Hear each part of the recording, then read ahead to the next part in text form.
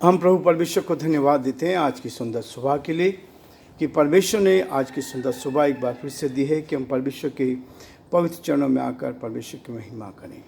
प्रियो, आज का जो मुख्य शीर्षक है, मुख्य हेडिंग है बड़ी उपलब्धियाँ। बड़ी उपलब्धि। परमेश्वर हमें बड़ी बड़ी उपलब्धियाँ देना चाहता है, ऊंचाइयों पर ले जाना चाहता है।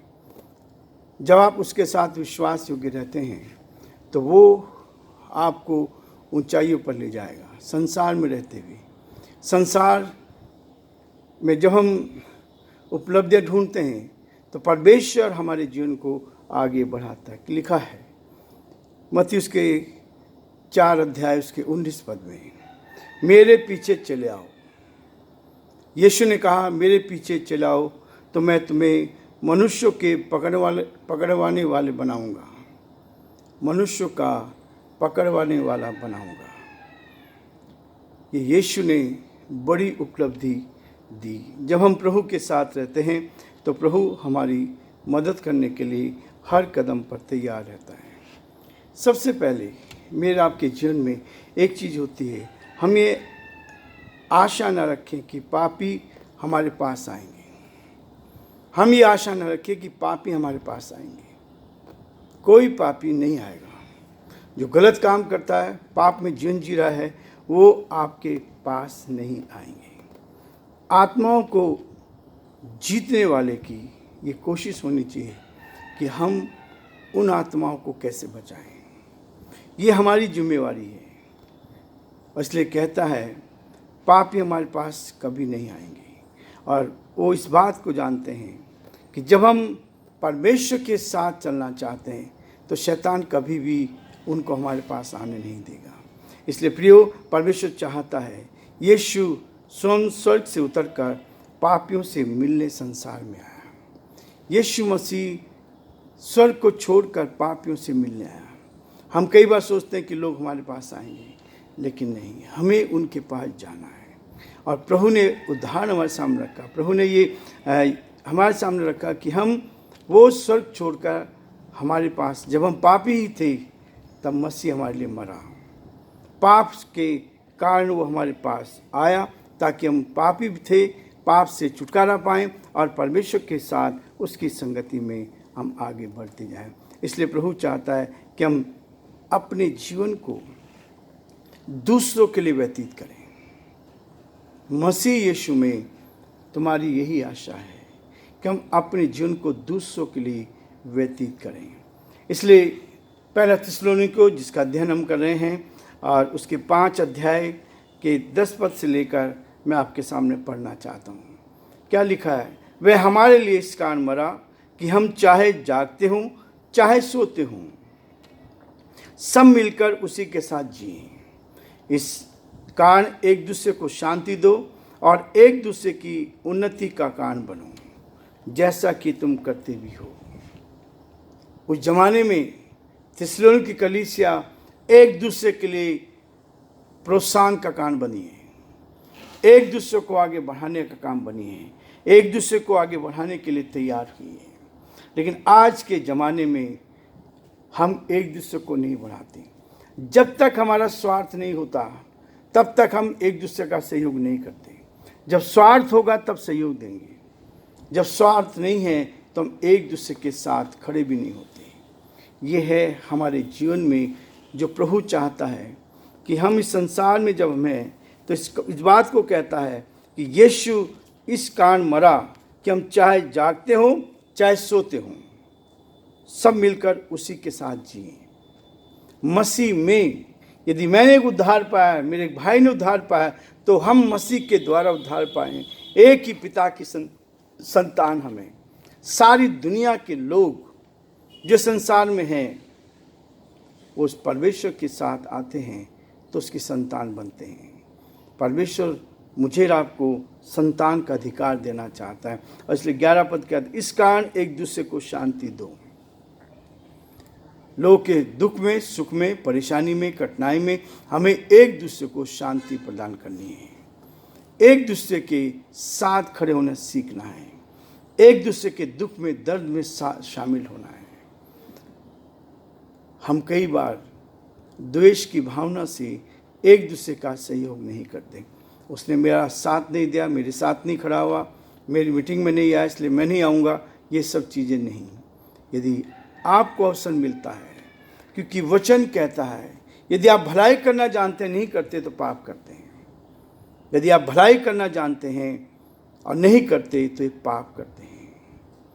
इसलिए प्रभु का धन्यवाद हो कि परमेश्वर ने हमें छुटकारा दिया है। हम बदले की भावना से नहीं, हम प्रभु की महिमा के लिए, परमेश्वर के नाम के लिए हम आगे बढ़ें, और तब आप देखेंगे कि परमेश्वर आपके जीवन पर बहुत बड़ी बरकत और आशीष देगा, ताकि आप प्रभु में आगे बढ़कर परमेश्वर की महिमा करते चले जाएं। और इसलिए प्रियो, परमेश्वर कहता है यीशु न केवल लोगों के पास गए, यीशु लोगों के पास न केवल लोगों के पास गए हैं, परंतु स्वयं को उनके सामने पहचान दिया, उनके सामने आया, उनके सामने रहा, उनके साथ रहा, उनसे बातचीत करी। उसने अपने स्वामित्व को, अपनी सामर्थ को त्याग कर, जो उसके पास पावर थी, जो शक्ति थी, उसको उसने त्याग दिया, और त्याग कर क्या हो गया, दास का रूप धारण कर लिया, दास का रूप धारण कर लिया। और यही है परमेश्वर मेरे आपके जीवन में कहता है। वे निष्पाप परमेश्वर थे, उन्होंने कोई पाप नहीं किया था, उसके बावजूद भी उस स्वर्गीय सिंहासन को छोड़कर एक पापी मनुष्य के साथ बात करता है, सहयोग करता है, साथ में रहता है।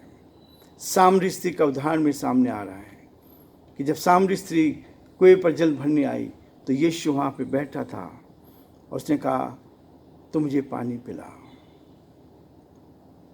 ऐसी स्त्री से जिससे कोई बात नहीं करता था, जिसके साथ संगति रखने का नहीं था, तब यीशु ने उससे कहा यदि तू जानती और मुझसे मांगती तो मैं तुझे जीवन का जल देता। और एक बड़ा कार्य वहाँ पर पूरे गांव के लोगों ने, जब स्त्री ने जाके प्रचार किया कि मुझे मसीहा मिल गया है, मुझे मसीहा मिल गया है, तो सारे लोग उसके पीछे आए। इसलिए प्रियो, परमेश्वर कहता है कि वो मुझे और आपको इन सारी समस्याओं से बचाना चाहता है।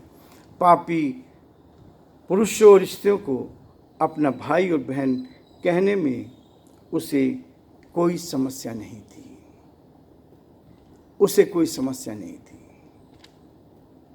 पापी से प्यार करना मसीहा सिखाता है। अपनों से तो सब प्यार करते हैं, लेकिन गैरों से प्यार करना मसीहा सिखाता है।